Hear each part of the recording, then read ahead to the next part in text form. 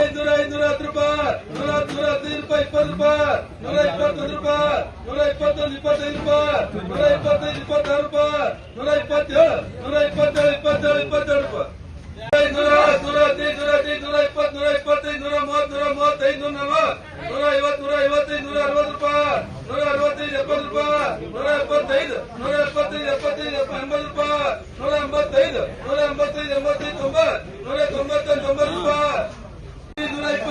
120 ರೂಪಾಯಿ, 120, 25 ರೂಪಾಯಿ, 100, 100, 100, 110, 120,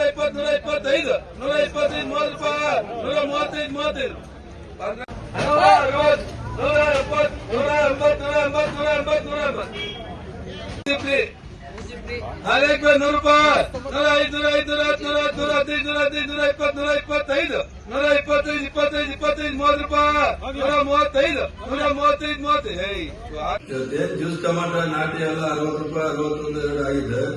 seed tomato, juice tomato 70 ರೂಪಾಯಿ ಟಾಪ್ ಆಗಿದೆ. ಸ್ವಲ್ಪ ಸುಮಾರಾಗಿರೋದು ನಾಟಿ ಟೊಮಾಟೊದಲ್ಲಿ 70 ರೂಪಾಯಿಂದ 80, 90, 100 ರೂಪಾಯಿ ರೇಂಜ್ ಆಗಿದೆ. ಟಾಪ್ ಮಾಲ್ ಎಲ್ಲ ಬಂದು 130, 140 ರೇಂಜ್ ಆಗಿದೆ.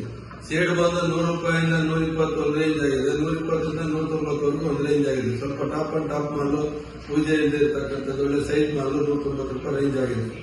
ಏನೋ ಯುಗಾದಿ ಹಬ್ಬ ಹತ್ರ ಬರ್ತಾ ಇದೆ. ರಂಜಾನ್ ಮತ್ತು ಯುಗಾದಿ ಹಬ್ಬ ವ್ಯಾಪಾರಗಳು ಎಲ್ಲೂ ನಡೀತಾ ಇಲ್ಲ.